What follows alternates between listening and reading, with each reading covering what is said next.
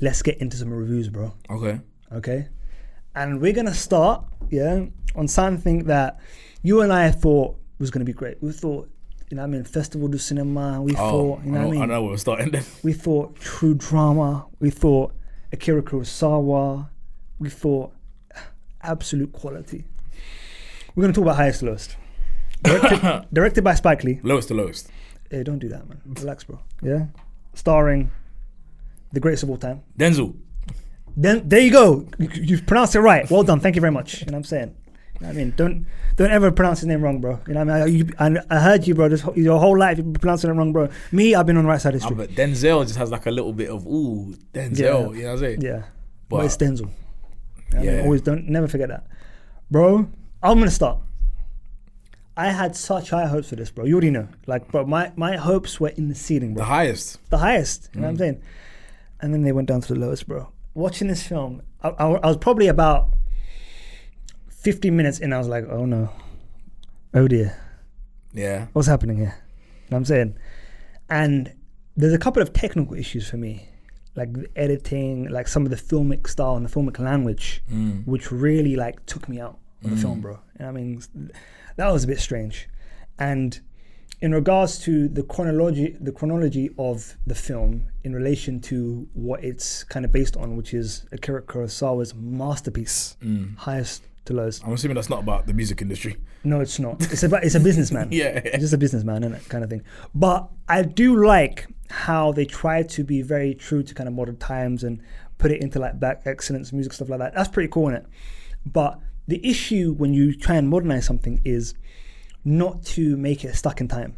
Like the reason why Highest to Lowest is so great is because it's a film that you can watch now and be like, all right, this is something that could be made right now. This is something that, even that the way it's like filmed and shot, you think it's a modern film, even though it's a film from the 60s, bro. You know what I'm saying? Whereas this film is talking about TikTok and this and that and all that kind of stuff where, again, I'm not saying TikTok's gonna die or anything like that. I hope it doesn't. You know what I mean? Because especially for our livelihoods, inshallah. But like, it's one of those things where you're really making a time capsule by mentioning those things and stuff like that. You know what I'm saying? It's like, for example, if someone mentioned skinny jeans when that was a thing. Yeah. Like if you mention that in a thing, you're literally making that a time capsule and saying, oh, they mentioned that was from that time. You know what I mean? Kind of thing. Whereas for me, great art needs to be timeless, and how you make it that is by using maybe the technology of the time, all that kind of stuff, but at the same time, do not age yourself. Does that make sense? You follow what I'm saying? I get what you're saying. You're picking up one, putting down. Yeah. There you go, bro. So this ultimately doesn't work for me. The performances are largely flat from everyone other than Denzel. Like everyone is not matching Denzel's energy. You know what I'm saying? Yeah. There's no one other than the white cop who was funny. He really did make me laugh sometimes. Okay. But other than that, not really, bro. And also, I tell a lie. I wanted more Jeffrey Wright. I love Jeffrey Wright's character. You know what I'm saying? I'm saying, yo, I'm going to get you to 17 million, inshallah. You know what I'm saying? That was hilarious, bro. You know what I'm saying? All that kind of stuff. Him, you know what I mean? Him doing a couple of seduce, bro. When you know what I mean? When his son's been kidnapped in that. You know when his son was saved, bro, you know what I mean? Him going, Allah. You know, I loved it, bro. You know what I'm saying? Very, very true to someone who was became who reverted Nation of Islam, that kind of thing, bro. Which is probably in regards to kind of way he kind of reverted and stuff like that, which is very, very kind of accurate to kind of a lot of kind of Muslims from the Bronx in the kind of let's say 70s to, you know what I mean, to early 80s kind of thing, which was probably aging kind of Jeffrey Wright's character Paul. But bro, this film didn't have the sauce, man. This film did not have the sauce, bro. You know what I'm saying? Damn. Very Very boring at times. But yeah, bro, that's me. What about you, bro? I'm gonna ask, was there a scene where in the film the logo of the music label flashed across the screen? Yeah, bro. I thought, am I watching some bootleg or something? So it's not even that, bro. This is what I'm saying. Where again, some of the formal kind of filmmaking kind of attributes that were used in the film, in regards to kind of film language and stuff like that, and editing, all that kind of stuff. It wasn't. It's not continuity. Is not the word I'm looking for. But stuff wasn't matching, bro. I was there. I was just really disappointed, man. And I think it's kind of, holds up kind of a mirror, and it's not a good thing, but like to many kind of directors that are maybe at a later stage of age trying to produce something that is for current times. Do you know what I'm saying? Yeah. And when I say for current times, I don't mean like, oh yeah, making a monster movie or making an action movie. Like for example, I'm trying to think what Michael Bay's last movie was. That was the one that had Jake Gyllenhaal in it and Yahya. Oh yeah, Abdul Mateen. Great movie, Ambulance, bro. I loved it. Yeah, for example, let's say like Spike Lee could make 10 of those in his sleep. Do you know what I'm saying? Because you're not. But when you're trying to, like you just said, trying to incorporate things of the current times, TikTok and all this, even the language that's being used just sounds cancel culture. Just sounds weird. TikTok, do you know what I'm saying? Social media. Yeah. It just sounds so off. And listen, ASAP Rocky brother, bro, God, that was poor. That was poor, bro. And I said it to you. I think I texted you yesterday. And I was like, bro, man, like Denzel did Spike a big favor, bro, by jumping on this one. I mean, these have been doing movies for a long time together. Yeah. But bro, he did him a massive favor by jumping on this one because bro, this is not Spike's best work. This with any other lead, bro, would have just like went through the Twitter. And sorry to cut you off. Yeah. But remember when we was talking about like, bro, like why's there not like no events for high school? I was gonna say, bro. Yeah. After watching that shit, you know why there was none, bro. You know there was none, bro. Bro, all the budget probably went on a few cameos, if I'm being honest, bro, because you had Auntie Ramos in there. Rosie Perez. You had Rosie Perez. You had Nick Tortora on the train. He was on the train, but I mean that's not expensive. But you know what I'm saying? But there was a weird one where he was like, he faces the camera directly and says, "Fuck Boston" or something like that. Yeah. And I was like, what the fuck? What is this, bro? But that's Spike though. That's Spike though. You know what I'm saying? It just wasn't working for me, bro. That wasn't working for me at all. That's like us saying F-Spurs, you know? But it didn't work for me, bro. Yeah. It wasn't really. But to be fair, like Spike Lee films, there's a lot of kind of breaking the fourth wall. That happens a lot. You know what I mean? And even like the dolly shot, like the cop explaining kind of like the drop and all that kind of stuff.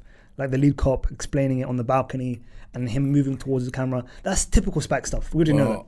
It didn't work, innit? It didn't work. And then what else do I not like about this film? I don't know. There was a lot that I didn't like. I mean, the editing. I said it to you, like there was like some weird kind of color grading like stuff going on, bro. Like when they were walking through the train station, like it was filmed like because it was like on this kind of film grain, right? Yeah. Then it would change to like a brighter contrasting color. I was like, what the fuck is going on? My kind of comfort that was, it kind of felt like it was going from digital to film. Yeah, and I was like, is this the same dude that made Black Klansman, bro? That's one of my favorite movies, bro, by the way. Great movie, bro. Bro, that's one of my favorite movies ever. Great movie. And I was like, what the hell am I watching right now? Great movie. I was so disappointed in this, so disappointed. And like, obviously, because I haven't seen the Akira Kurosawa movie, so I haven't seen what it's kind of in reference to, innit? So I'm taking it on this merit, innit, right? Brother, and like, boy, I just want to say one thing. If there's anything you take away from this session today, Highest to Lowest is a masterpiece, bro. You watch that, you'd be like, boy, that's got tension, that's got freaking everything you want, bro, from the film. Everything you want from a film, that film has it, bro. I think this film was just more disappointing. Then, like, obviously, it wasn't a good movie. Like, the acting was awful. Do you know what I'm saying? The acting was awful. I do have to say Denzel was great, though. No, not when I'm talking about Denzel Washington, he was perfectly fine. He was perfectly fine. But even the problem for me was everyone that was surrounding him, the cast surrounding him, like the wife, like, your son's just been kidnapped. You've just found out your son's been kidnapped. No, not my son. Like, it was so stiff, bro. It was just wooden performances, and the only time that she reacted was when the son was found, and she's like, "Oh, my baby," like all this kind of stuff. And I was like, "It's so weird, bro. If you find out your son's been kidnapped, bro, you're gonna be losing your flipping mind, bro." Yeah. And even him, with his character, it makes sense for him to be the cool head. Do you know what I'm saying? Yeah. The pillar. Yeah. She, and it just didn't make sense for me, man. I was very, very disappointed, man. Very, very disappointed. I think for me, my favorite scene was the quasi kind of rap battle in the studio. That was awful for me. For me, I enjoyed that, innit? I enjoyed that. And then him saying, you know what I mean? Like, I got a 4-pounder sitting right here, don't do anything. That's hilarious, bro. Doing the Nas lines, you know what I mean? Mo probably loved it. And what was up with that music video at the end? Again, like, bro, like, I thought if it makes sense if my guy, if David King said, you know what, we're gonna do a music video, we're gonna like make like money off all that kind of stuff, but then at the same time, him saying, I don't want to make any money for you, and considering what you've kind of like done to my family, blah, blah, blah. I get it. But bro, just the whole ending was just confusing. And then bro. The film had like loads of like quasi like different endings. I thought it ended like 3 times. Yeah, bro. But my yeah, that's actually very true. My favorite bit has to be my girl. Forgot her name. She got a banger out though, not Ice Spice. The girl right at the very end. Oh my goodness! What is her name again? What a voice! Forgot her name. But I know the story that Spike Lee DM'd her. DM'd her. Yeah, he DM'd her. He saw her stuff, DM'd her, and he said, "You're in the movie." She got an absolute banger. I forgot the song that she's like famous of. But right at the end, what's she called? I forgot herself. Something Soul C Sing or something like that. Yeah. And it was like Sula C Sing. Sula can sing. Yeah. And he was like, "What's the C sound for?" He's like, "Can." Yeah. He's like, "All right, let's see it." That kind of thing. But yeah, that was probably my favorite part of the movie. And obviously, it was an original song by her as well. So for me, that was the best part of the film. That was like, I kept watching this thinking about Empire. I was like, oh God. Empire, which is not a good comparison to. Not a good I know, but that's what I was watching, bro. Like, bro, you know what I'm saying? I was waiting for Lucius Lyon to walk through, bro. Now, that would have been a cameo. That would have been a mad cameo. Terrence Howard. Bro, that would have boosted this movie for me, bro. To be fair, they need a bit of hustle and flow in this, man. You know what I mean? An actual decent film. That's a banger. Exactly. That's so yeah, I was extremely disappointed in this movie, man. Extremely disappointed. And after it finished, I was like, that's 2 hours of my life gone, and that's one movie I'll never watch again. Yeah, bro. Yeah, I'd have to agree, man.